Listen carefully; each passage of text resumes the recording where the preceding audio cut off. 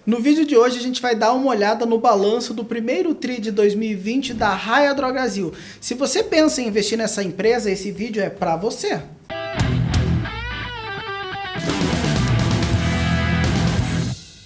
Salve investidor, eu sou o Thiago Navarro e antes de mais nada não se esqueça de se inscrever aqui no nosso canal, ativar as notificações, seguir as nossas redes sociais e seguir se você quiser aprender mais sobre investimentos, se inscreva no nosso grupo lá no WhatsApp. Lembrando para todo mundo que esse nosso quadro Sócio na Bolsa não é indicação de investimento e nem o que você deve comprar, é a forma como eu analiso um ativo, como eu vejo esse ativo e se eu tomo a decisão de investir ou não. É uma forma de mastigar o investimento de uma maneira mais fácil. Nem todo mundo tem facilidade de ver um balanço, um regime de caixa, um regime de competência. Se você não sabe o que é regime de caixa e regime de competência, o card está aparecendo aqui e veja o nosso vídeo com relação a isso. Agora falando sobre o balanço de Drogasil, a primeira coisa que a gente sempre vê é assim, essa empresa passa em alguns critérios que definem se ela é boa para investir, se ela tem governança, se ela tem resultado bom para o futuro. Vamos dar uma olhadinha em Raia Drogasil? A Raia Drogasil é uma empresa do segmento de listagem do novo mercado, ela tem um tag along de 100%, um free float acima de 49%, o valor de mercado dela é de 37 bilhões. Se você tivesse investido em Raia Drogasil lá em 2007, você já teria uma valorização superior a 1.700%. E atualmente a Raia Drogasil tem 2.107 lojas. Agora é importante sempre entender como uma empresa ganha dinheiro. Então a Raia Drogasil, ela foi fruto da fusão em 2011 entre as drogarias Raia e a Drogasil. E hoje a companhia é a companhia líder no mercado, desse mercado farmacêutico, com uma marca muito forte. Mas além das farmácias da Droga Raia e da Drogasil, existem outros negócios com relação à Raia Drogasil. Quais são os negócios que ela tem, né? Ela tem os serviços de medicamentos especiais, que é a 4Bio, ela tem a Universe, que é a plataforma própria de gestão de saúde, e outras marcas exclusivas de produto que são vendidas dentro da RD, né? Que é a Bewell, a Tris, a Needs. Além disso, ela adquiriu há pouco tempo a Onofre e ela também tem toda a parte de afiliação de novos clientes. E o que foi bem interessante com o resultado da Raia Drogasil nesse período. Aqui a gente está vendo a participação de mercado dela no varejo, né? Se a gente prestar atenção, a participação da Raia Drogasil em São Paulo aumentou de 24,4% para 26%. E a participação da Raia Drogasil no mercado brasileiro como um todo saiu de 12,7% para 13,8%. Então, nesse primeiro trimestre de 2020, ela foi uma empresa que ganhou mercado com relação a isso. E continuando, né? O que é uma coisa bem importante quando a gente fala das farmácias como um todo, né? É onde provém a receita do mix de produto. Então, 43% nesse primeiro TRI, né, de 2020, 42,5% da receita veio de produtos da sua própria marca, 11,3% de genérico, 21,9%, teve um crescimento expressivo do primeiro TRI de 2019 para o primeiro TRI de 2020, de OTC. O que é OTC? É over the counter, é aquele remédio que você vai comprar sem a prescrição, o Doril, são remédios assim. E a perfumaria teve uma redução no valor total, principalmente representado pela essa alta do OTC, né? E por que aconteceu essa alta do OTC? Principalmente devido à pandemia que a gente está vivendo, né? Agora que a gente sabe que grande parte da receita que a Raia Drogasil tem vem dos produtos da sua marca, né? Quanto que ela cresceu nesse primeiro TRI, né? Então ele inaugurou 39 lojas e fechou 5, chegando ao total que a gente passou lá no começo de 2.107 lojas. E qual que é o guindaste, né? Que é quanto que ela prometeu para o mercado que ela vai fazer. Ela vai chegar a 240 novas lojas, mantendo a atual diversificação geográfica e de segmento de cliente. Então ela inaugurou 39 e vem ainda mais 201 lojas nesse ano de 2020. E assim como a gente falou quando a gente falou dos resultados das lojas Renner, toda vez que a gente fala de varejo é importante o quê? A gente avaliar o crescimento das mesmas lojas, né? Quanto que aquelas lojas que tem mais de um ano cresceram nesse período? Vamos dar uma olhadinha, né? Olha como o resultado foi bem significativo. No primeiro TRI de 2020, o crescimento das mesmas lojas no varejo, né, foi de 15,5%. O crescimento das lojas maduras, que são as lojas mais consolidadas da marca, foi de 11,5%. Então, isso foi um crescimento muito significativo. E como eu disse anteriormente, por que aconteceu isso? Principalmente pelo crescimento do OTC envolvido a pandemia.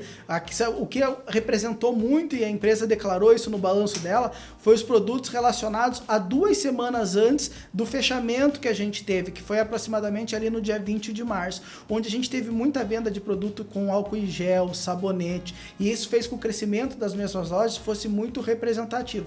Agora a gente entrando direto lá no balanço, lembrando que a gente está entrando agora no regime de competência. Se você não sabe o que é o regime de competência, dá uma olhadinha no vídeo, porque ele é primordial você entender a diferença entre regime de caixa e regime de competência. A gente vai lá direto com relação ao lucro bruto. Então a empresa tem a receita, diminui o custo da mercadoria vendida e quanto que é o lucro que a empresa tem. O lucro saiu lá no primeiro TRI de 2019 de 1 bilhão 161 milhões para quase 1 bilhão 450 milhões. O crescimento foi bem significativo.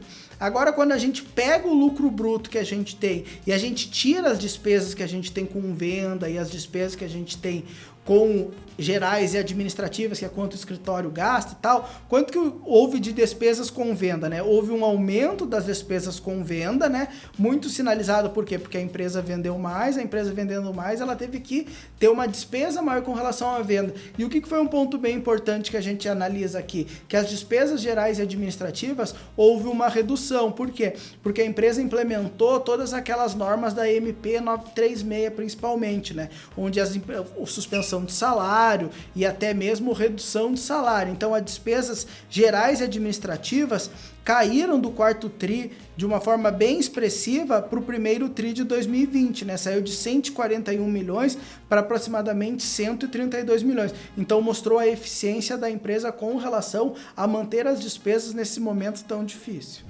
Quando a gente tira lá o lucro bruto, tem o lucro bruto, a gente diminui as despesas que a gente tem gerais de venda e administrativa, a gente chega no EBITDA, que é a capacidade que a empresa tem de geração de caixa.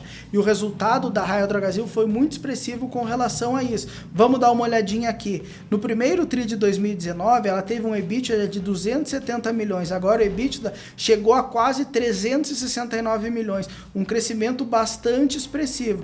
E quando a gente chega no lucro líquido, que é aquilo que sobra para o acionista mesmo, o crescimento do lucro líquido também foi bem expressivo. A gente saiu de 102 milhões para 145 milhões. Um crescimento que, assim, quem é sócio daquela empresa vai ganhar mais com relação a isso. E a gente já chega naquilo que é o que eu sempre falo aqui nos nossos vídeos.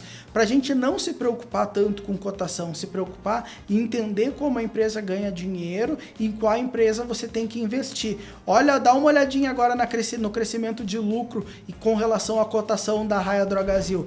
Se você tivesse comprado a Raia Drogasil lá em 2013, você ia pagar quase R$20. E a cotação agora está lá em cima no final de 2019. Então, a empresa tem um lucro consistente e a cotação vem junto. Então, a gente viu toda a questão de governança da Raia Drogasil, a gente viu algumas coisas com relação ao regime de competência, a gente viu quantas lojas a empresa abriu, né, que cresceu o EBITDA, cresceu receita, cresceu o lucro líquido. Tá, mas e a dívida da empresa? A dívida da empresa aumentou ou diminuiu? Porque a empresa pode crescer na base de dívida, ela empresta dinheiro, abre lojas e essas lojas crescem e a dívida fica desequilibrada. Vamos dar uma olhadinha aqui na Raia Drogasil. Vamos acompanhar com relação ao primeiro TRI de 2019. Então, no primeiro TRI de 2019, a dívida da empresa era de 937 milhões. A dívida agora chegou em 964 milhões. Houve um aumento da dívida em 30 milhões. Mas esse não é um resultado que preocupa. Por quê? Porque sempre é importante a gente ver a dívida que a empresa tem com a capacidade que ela tem no EBITDA de pagar essa dívida. Se a gente olhar a relação dívida líquida sobre o EBITDA, no primeiro TRI de 2019, era 0,8, agora está em 0,7. As empresas que têm essa relação dívida líquida sobre o EBITDA menor do que 3 são empresas que são muito pouco endividadas. Agora vamos dar uma olhada no último ponto, que é o quê? O regime de caixa da empresa. Como o dinheiro transacionou na companhia nesse primeiro TRI. Agora a gente dando uma olhadinha no fluxo de caixa da empresa, que é como o dinheiro transacionou. toda a parte operacional da empresa teve um crescimento nesse primeiro tri de 75 milhões para 294 milhões. Então foi para a produção, para a operação da empresa, isso foi muito bom. E quanto que a empresa investiu? No primeiro tri de 2019, ela tinha investido 174 milhões. Agora ela investiu 180 milhões. E ela precisou de dinheiro com relação a isso, que é o fluxo de caixa de financiamento.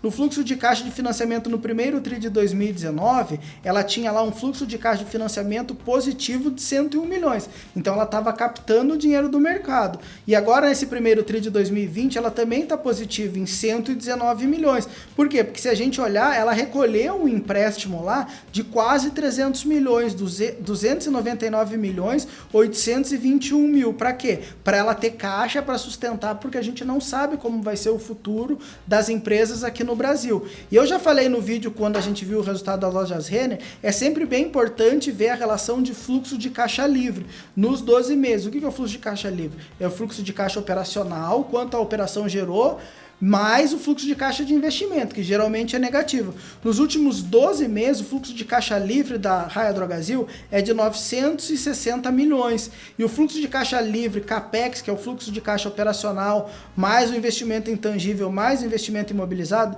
é 293 milhões. Então é uma empresa que nesse atual momento mostra uma solidez financeira.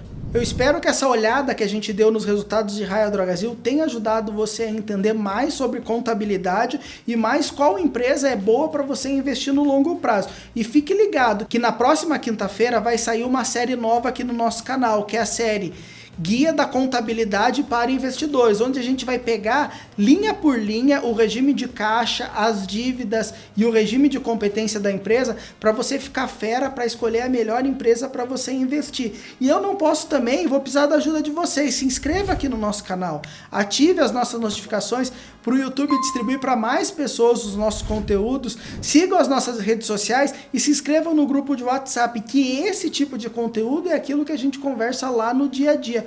Um grande abraço e até o próximo vídeo.